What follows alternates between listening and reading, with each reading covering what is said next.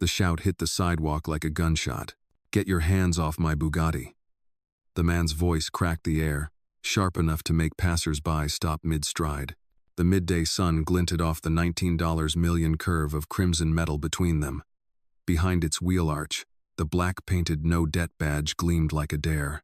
The man-tailored navy suit, silk tie perfectly knotted, was already leaning forward, pointing at her like she'd set off an alarm. She didn't flinch. Black t-shirt, faded ripped jeans, sneakers still scuffed from a morning walk. Her hands stayed at her sides, nowhere near the car now, but his rage poured out like she'd keyed the paint. "Do you even know what this car's worth?" he barked, breath sharp, jaw tight. The street seemed to close in. "Before we continue, where are you watching from? Drop your city or country in the comments below. And if you believe in dignity and justice, hit like and subscribe. These stories spark change, and we're glad you're here." Now, back to her. A small crowd began to gather. Two businessmen in gray suits, a woman with a latte pausing mid-sip, a couple of teenagers lifting their phones for a better angle. The man didn't care. His voice carried like an engine revving in a narrow alley. "You people don't belong near this kind of machine," he said. The words weren't just about the car. They never were. A muscle ticked in her jaw. She'd heard that tone before at 22, outside a luxury boutique. At 29, in a hotel lobby she owned but hadn't announced. Now again, under a California sun she'd thought too bright for shadows like this. The Bugatti sat silent, a mirror for every tense face around it. Palm trees swayed in the distance. But here, on this strip of glass and chrome, the air was rigid. The CEO stepped closer, casting a shadow that reached her sneakers. "You think you can just walk up, touch, and pretend you could buy it?" His voice dripped with disbelief, but also something else, the certainty she wouldn't answer. She met his gaze without a word, the corner of her mouth unmoving, her breathing steady. The crowd leaned in as if silence itself might tip over into something louder. Behind them, a man in a black polo, the showroom's junior rep, paused with a clipboard, his brow furrowed, his hand inched toward his phone. He'd seen bad customer interactions before. This one felt different. The CEO's tone sharpened. "Security's coming, and when they do, you'll be on the other side of the glass, where you belong." Her eyes flicked briefly to the polished curve of the hood, then back to him. Not a word. Not yet. The moment stretched, a taut line between insult and response. And everyone knew it would snap soon. The space between them shrank to nothing. "Step back," he ordered, his voice low now, but more dangerous for it. The Bugatti's mirror, like paint, caught the reflection of his clenched jaw. The woman didn't move. Around them, murmurs sharpened into words. "Is he serious?" A man in a gray suit whispered. "Yeah, I think he is," came the reply from the latte woman, her brow creasing. A ripple went through the onlookers when a security guard in a charcoal blazer broke from the dealership doors. His earpiece glinted in the sun. He headed straight toward them, eyes locked on her as if she'd tripped an invisible alarm. "Ma'am, I'm going to have to ask you to step away from the vehicle," he said, voice rehearsed, gaze cold. "She already is," someone from the crowd called out. A couple of phones tilted higher. The suited man, the CEO, smirked, feeding off the attention. "You're lucky I'm not calling the cops right now," he said loud enough for the bystanders to hear. "One scratch on this hood is more than you'll make in a year." Her gaze slid past him to the junior rep with the clipboard, who still hovered at the edge of the scene. He met her eyes for a fraction of a second before looking away, as if weighing whether to speak. From somewhere in the back, a teenager muttered, "This is going online." His friend replied, "Already is." The guard took another step forward. "You need to leave." "And if I don't?" Her tone was even, almost curious. The CEO chuckled under his breath. "Then you'll find out how fast we can make you disappear from here." A flicker of recognition crossed the junior rep's face. He'd seen this play before, same lines, different target. He shifted his weight, inching closer. "You know her?" A woman in a floral dress asked him quietly. He didn't answer. Not yet. The CEO straightened his tie, scanning the growing crowd like it was his audience. "Everyone here sees what happens when you think money's a costume you can wear. She doesn't belong in this circle." The words hung in the air, heavy and deliberate. Somewhere deep in her chest, the woman felt the echo of another day, another sidewalk. 20 years ago, outside a gleaming hotel, a man in the same kind of suit had said almost the same thing. Back then, she'd walked away. Not today. The guard adjusted his earpiece. "Final warning, ma'am." She tilted her head, studying the CEO as if memorizing every detail for later. Then she glanced at the guard. "Final warning goes both ways." The crowd reacted a couple of gasps. Someone stifled a laugh. The CEO's smirk faltered for the first time. And that was when the junior rep stepped forward, his voice steady but quiet enough to make people lean in. "Sir, she didn't touch the car." The CEO turned sharply. "What did you just say?" "She didn't touch it," the rep repeated. "I was right here." A few in the crowd nodded, murmuring agreement. The air shifted not much, but enough. The CEO's eyes narrowed. "Get back inside," he snapped at the rep. But the rep didn't move. The woman stayed silent, letting the tension thicken.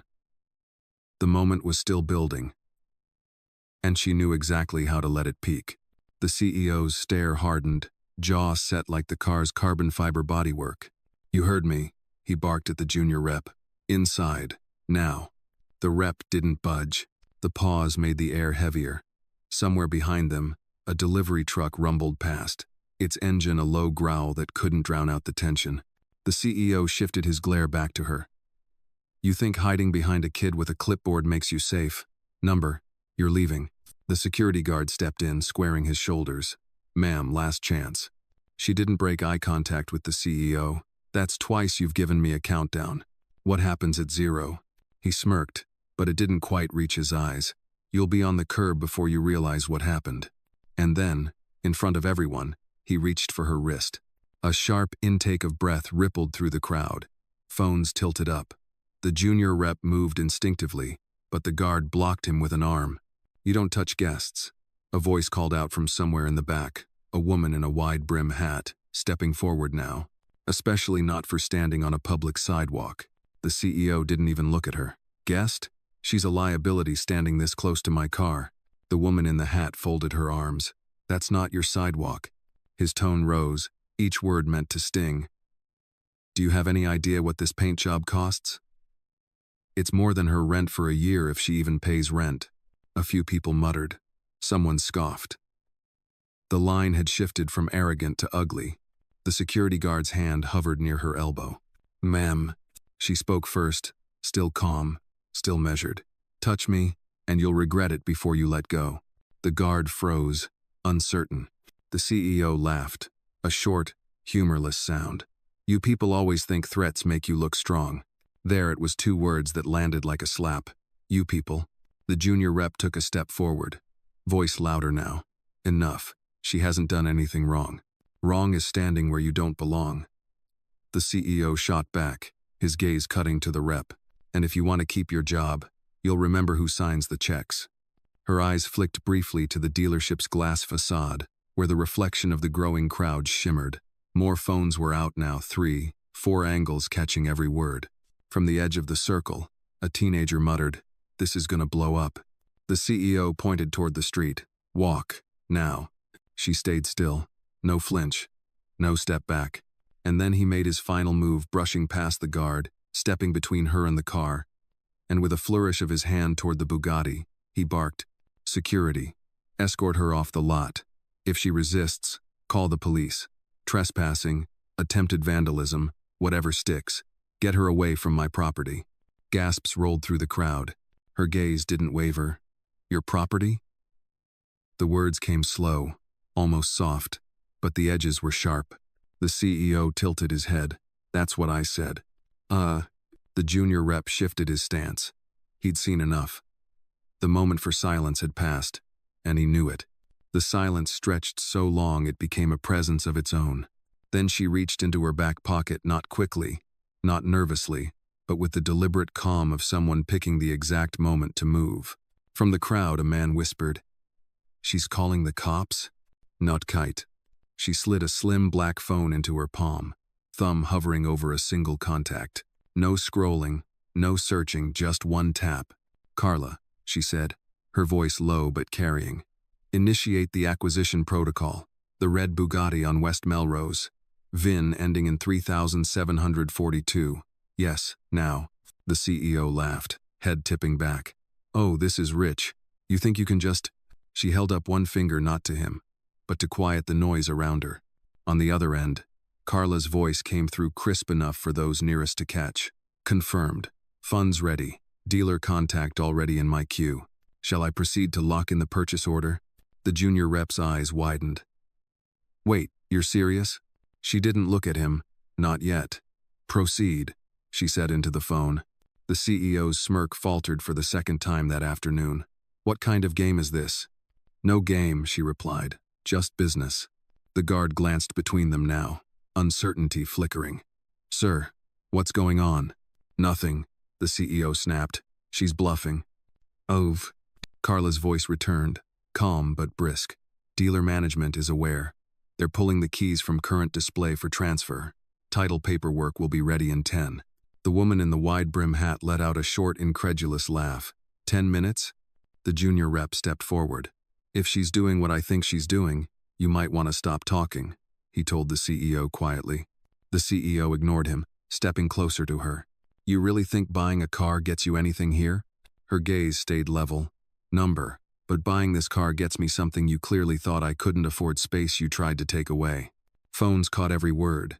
The street felt smaller now, the air denser. From the dealership entrance, a middle-aged man in a charcoal suit, the floor manager, appeared, holding a thin folder. His eyes scanned the scene before landing on her. "Are you the buyer?" "She's not," the CEO cut in. "Don't entertain." The manager didn't look at him.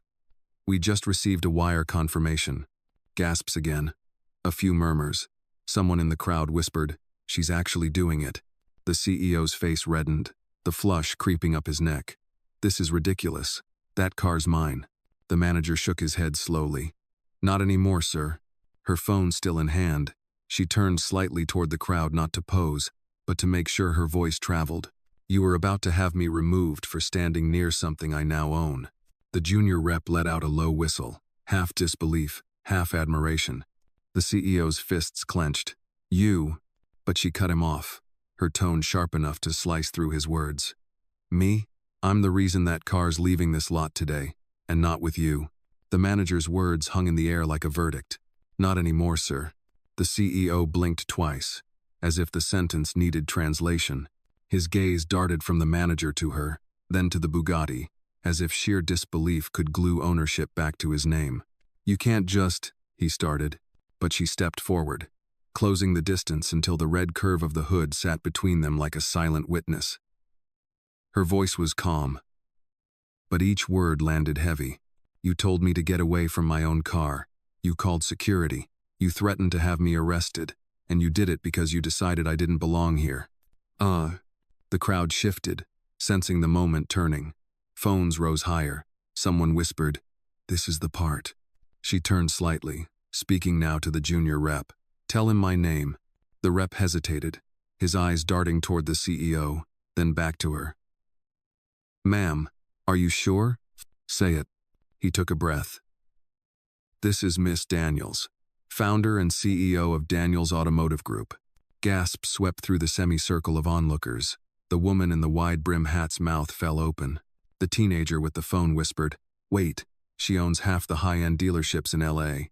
Her gaze never left the CEO. "And as of 3 minutes ago, I own this dealership's most prized display." Color drained from his face. You set this up." "No," she said evenly. "I tested you, and you failed." The security guard stepped back, his posture losing its edge. The manager shifted his weight uncomfortably. Even the air felt different, less charged with hostility, more thick with embarrassment. "You own—" the CEO began, but his voice cracked before he could finish. "I build," she said, cutting him off.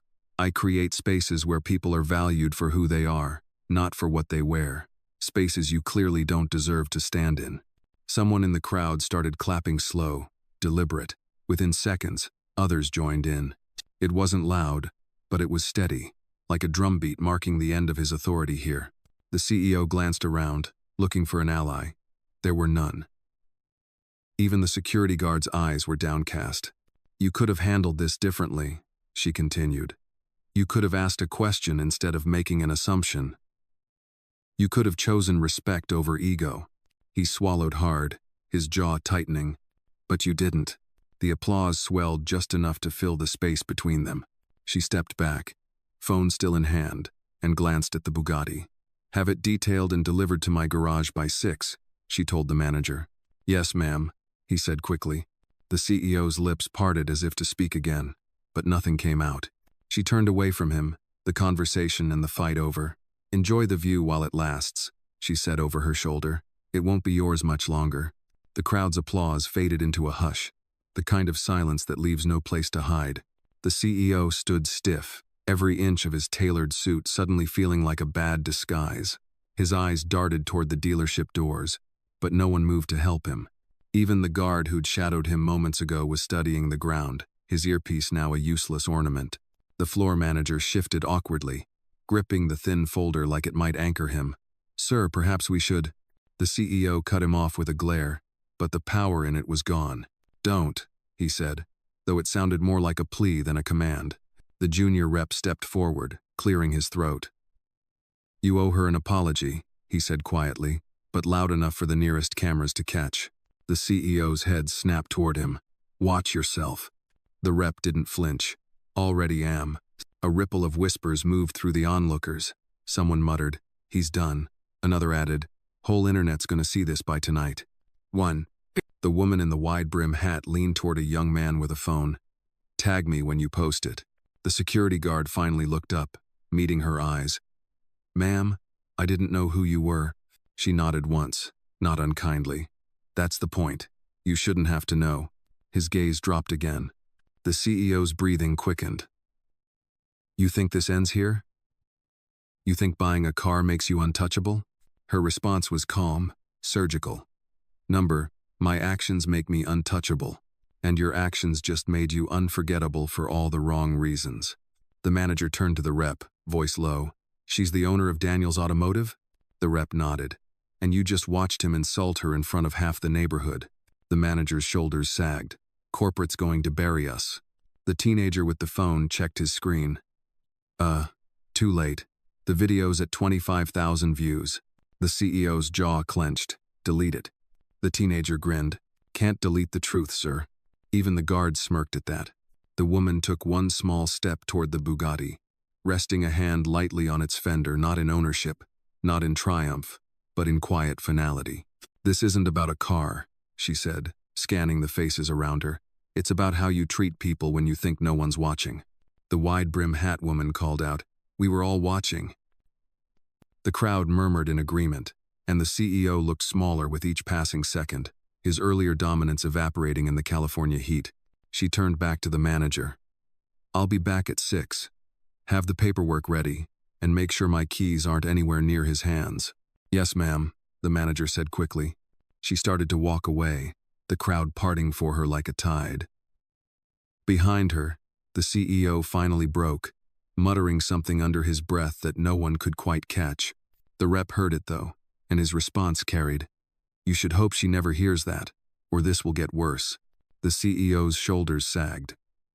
His empire hadn't crumbled, but his image had, and that was the kind of ruin that didn't get rebuilt.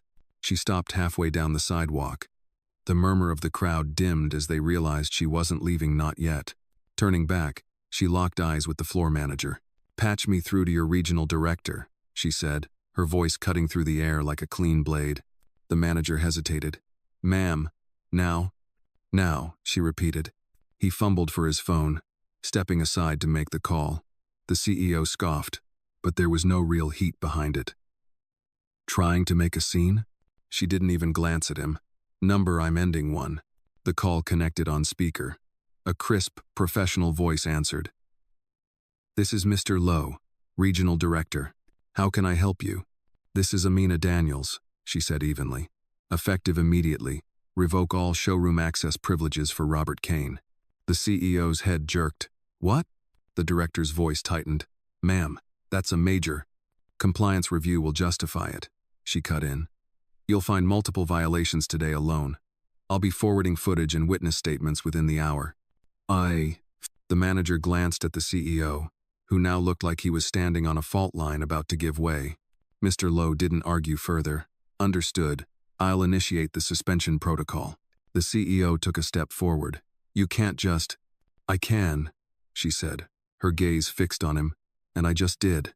The junior rep's eyes widened as he realized what she'd set in motion, removing him from the very place he'd just tried to throw her out of. The crowd reacted in a low wave of murmurs. The teenager in the back whispered to his friend, "She's not playing. Dude's out." Her phone buzzed. A message from Carla flashed across the screen. Suspension confirmed. Badge access revoked. She read it silently, then looked at the CEO. "Check your phone, or try walking back inside." He reached for his phone, but before he could unlock it, the manager's voice came from behind him. "Sir, your badge just pinged red. You're locked out." Laughter rippled through the bystanders, not cruel, but sharp with justice. "You could have kept your dignity," she said, stepping closer just enough for her words to carry to every corner of the circle. "Instead, you handed me the reason to take this all the way." His face flushed deep red. "You think this means anything to me?" "It will," she replied, "when the board hears about it, and they will today." The floor manager swallowed hard. "Ma'am, will you be needing the delivery address updated for the vehicle?" She gave a short nod. "Send it to my Bel Air garage, and make sure the detail work is flawless." "Yes, ma'am." Her work here was done, but the echo of her authority lingered. The crowd parted again as she began to walk away for real this time, the Bugatti gleaming in the sunlight behind her. In the space she left, Robert Kane, Billionaire CEO, self-appointed gatekeeper, stood stripped of his status, his access, and the illusion that his power was untouchable. She didn't look back until she reached the curb. The California sun was sliding west, casting long shadows across the glass facade of the dealership. Her reflection stood beside the Bugattis in the window, two pieces of power, one mechanical, one human, both gleaming under the weight of the afternoon. She turned then, not to savor the scene, but to speak her last words. The crowd quieted instinctively, as if they could feel the final note coming. "To everyone here," she began, her voice steady, "this isn't about money. It's about moments like this when someone decides what you're worth without knowing a single thing about you." Her gaze swept across the faces, wide eyes, furrowed brows, phones held high but still. He saw ripped jeans and sneakers. He saw skin that didn't fit his picture of ownership, and he thought that gave him permission to decide where I do and don't belong. The CEO shifted, but she didn't let him interrupt. "We all carry our own kind of worth. Some of it's visible, most of it isn't, and if you judge people by what's on the surface, you'll miss the ones who could change your whole world." A murmur of agreement rose from the edges of the crowd. She looked at the junior rep then, her tone softening. "Thank you for speaking up. That's how change starts, not with a title, but with the courage to tell the truth when it's needed." His ears went red, but he nodded. "Yes, ma'am." Her eyes shifted back to the CEO. "And as for you, remember this day the next time you think power comes from keeping others out. The real power is in building something worth letting people in." She let the silence hold for a moment, making sure it sank in. The woman in the wide-brim hat broke the quiet. "Well said." With that, she turned away, slipping her phone into her pocket. The crowd began to part once more, not out of obligation, but out of respect. As she walked, snippets of conversation followed. "She's incredible. Never saw that coming." "Daniel's Automotive. I'm looking them up." Half a block away, a sleek black SUV rolled to a stop. The driver stepped out, opening the door without a word. She slid in, the glass tint swallowing her from view. Back at the dealership, Robert Kane stood alone on the sidewalk. His reflection in the Bugatti's paint was distorted, stretched, almost unrecognizable. Inside the SUV, she glanced out once more at the shrinking scene. Not with bitterness, not with triumph, just a quiet certainty. Some battles don't need to be fought twice. The door shut with a solid click, and the SUV eased into traffic, carrying her toward the Bel Air address where the Bugatti would join a garage full of victories earned the same way. Silence, resolve, and truth revealed at the exact right moment. By sundown, the video had been posted on 6 different platforms. By midnight, it had crossed 10 million views. Clipped down to 90 seconds, the footage opened with the CEO's shout, "Get your hands off my Bugatti," and ended with her stepping into the black SUV. In between, it showed enough to make the world lean in. His tone, the crowd's shift, her phone call, the moment the floor manager confirmed the wire. The captions wrote themselves. She bought it. From prejudice to ownership in 3 minutes. Never judge a book by its jeans. Hashtags trended before dawn. Number, Bugatti boss. Number, Daniels effect. Number, you people. Comments flooded in. This is what quiet power looks like. I need to work for her. Robert Kane just became a cautionary tale in business schools. By morning, financial news outlets picked it up. The Los Angeles Business Review ran with the headline, "Viral video costs Kane Automotive more than a car." A statement from Kane's PR team appeared at 9:14 a.m., calling it a misunderstanding and urging people not to draw conclusions from an edited clip. The internet did not take it kindly. Reply after reply linked the full, uncut footage. At 10:42 a.m., the board of Kane Automotive issued their own statement. Effective immediately, Robert Kane will be stepping down as CEO to pursue other opportunities. Meanwhile, Daniels Automotive socials exploded with new followers. Their latest recruitment post unrelated to the incident was suddenly filled with comments from people asking how to apply. In the boardrooms, conversations shifted. Executives whispered about brand risk and social equity optics. A few even started reviewing staff training protocols, citing the Bugatti incident as the reason. For Amina Daniels, the day unfolded with calculated normalcy. Meetings, calls, approvals. She didn't post about the video once. She didn't need to. The message was already everywhere. That evening, the Bugatti arrived at her Bel Air estate. The driver stepped out with the keys and a fresh detail report. "Perfect condition, ma'am," he said, smiling as if he knew the whole story. She thanked him, walked around the car once, and placed her hand lightly on the hood. It wasn't about owning it, it never had been. Inside, her phone buzzed with a text from Carla. "Press requests pouring in. Declining all unless you say otherwise." She typed back one line, "We let the lesson speak for itself." Some victories are louder than others. This one didn't need a microphone, just the echo of a man's mistake, carried to millions, and the image of a woman who refused to step back when told she didn't belong. Robert Kane's fall didn't stop at a headline. It rippled. By the end of the week, 3 major dealerships under Kane Automotive announced they were terminating their franchise agreements. The official statements were polished, alluding to strategic realignment and reputational concerns, but in private, the message was blunt. We can't afford to be associated with this. Luxury brands began pulling back too. A European watchmaker canceled their co-branded event, citing scheduling conflicts that everyone knew were sudden. A high-end spirits company quietly removed his name from their invitation list for an upcoming gala. The blow that landed hardest came from a venture partner in New York, a hedge fund that had backed Kane Automotive for over a decade. Their press release was short and surgical. Effective immediately, we will divest our remaining equity stake in Kane Automotive Holdings. In the philanthropy circles where Kane had once been a fixture, the invitations stopped coming. A charity board he sat on restructured, eliminating his seat altogether. Even his golf club sent a polite but unmistakable letter.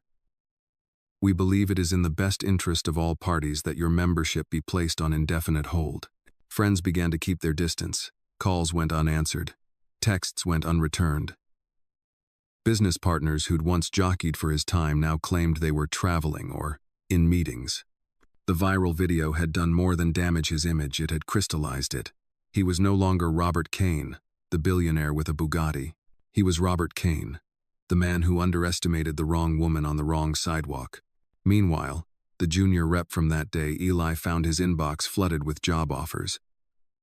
"We like people who speak up," one CEO wrote. Another offered to double his salary. He turned them all down.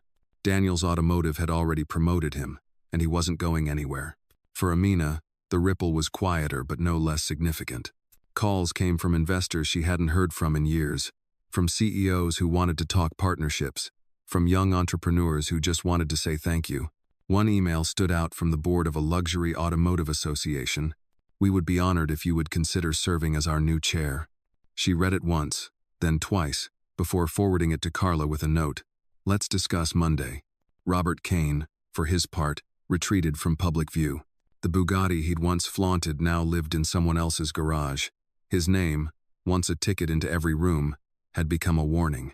And somewhere in Bel Air, that same Bugatti sat under soft lights in a climate-controlled garage, not as a trophy, but as a reminder. Respect is not granted by wealth, but by the way you treat people when no one's keeping score. Late evening in Bel Air was quiet in a way the city never was. No honking, no chatter, just the soft hum of the climate system in her garage. Amina stood beside the Bugatti, the overhead lights casting a smooth sheen across its crimson paint. She ran her hand along the curve of the fender, not for possession, but for memory. Her mind drifted back, uninvited, to a summer afternoon 24 years earlier. She was 19, standing outside a downtown boutique, holding the strap of her worn canvas bag. The window displays were all glass and light, but inside, the security guard had blocked her path. "Not today," he'd said, scanning her up and down. "I just wanted to browse," she'd replied, voice small. "Not for people like you." She had walked away that day, cheeks hot, stomach knotted. No scene, no words, just silence swallowing the humiliation and letting it follow her home like a shadow. It wasn't the only time. In hotel lobbies, at bank counters, on showroom floors, variations of the same dismissal. She learned early that anger might feel good for a moment, but precision lasted longer. Back in the present, she stepped away from the Bugatti and crossed to a leather chair in the corner of the garage. Her phone buzzed with another press request. She ignored it. Carla's voice echoed in her memory from earlier that day. "Want me to draft a statement?" Amina had shaken her head. "Number. The video says it all." She believed in letting truth breathe, no need to shout it down or dress it up. People remembered what they saw, and they remembered who stayed calm when others lost control. On the wall beside her desk hung a framed photo, her at 22, standing beside the ribbon cutting of her first dealership. The smile on her face then was the same as now, measured, certain, untouched by the need to prove herself to anyone who underestimated her. That was the core of it, the patience to wait for the right moment, the discipline to act only once, and the foresight to let the result speak louder than any rebuttal. She glanced at the Bugatti again, now resting quietly under the lights. In a week, it would just be another car in her collection, but the moment it represented that would last. Amina picked up her phone, typed a short note in her reminders. "Remember the 14th of July, not for the car, but for the principle." She saved it, then powered the phone off. The garage lights dimmed automatically as she stepped out, leaving the Bugatti in shadow. It wasn't a trophy. It was a lesson made tangible, a reminder of why she fought the way she did, and why she never raised her voice unless it was absolutely necessary. The morning after, a thin layer of fog rolled over Bel Air, softening the edges of the hills. Amina stepped out onto her terrace with a cup of coffee, the air cool against her skin. From here, she could see the glass doors of her garage. Inside, the Bugatti rested under its custom cover, a deep charcoal fabric embroidered with a single silver D. It looked nothing like it had on the sidewalk yesterday, surrounded by gawking strangers and a man who mistook arrogance for ownership. Now it was still, quiet, stripped of spectacle. She sipped her coffee, thinking about how quickly moments pass and how their echoes can last far longer. Somewhere in the city, Robert Kane was waking up to a very different life.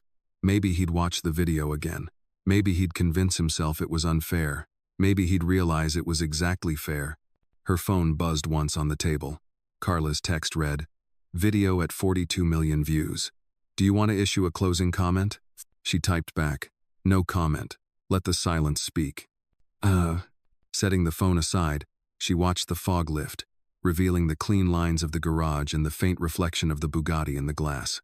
It struck her then the car was just metal and paint, like power was just position and title. Both could be taken, both could be given. But dignity was something no one could strip from you unless you handed it over. She thought of the girl she'd been at 19, standing outside that boutique, and wished she could tell her this. One day, you'll walk back into these moments with the means to change them, not just for yourself, but for anyone who's been told they don't belong. The sun broke fully over the hills, turning the garage glass into a mirror. In it, she saw herself not as a victor, not as a billionaire, but as someone who'd carried every slight, every dismissal, and turned them into quiet, irrefutable wins. She finished her coffee, placed the cup down, and walked inside. The day was waiting, and so were the battles that didn't need to be fought loudly. Behind her, the Bugatti remained still under its cover, a reminder that sometimes the loudest justice is the one that leaves nothing more to be said.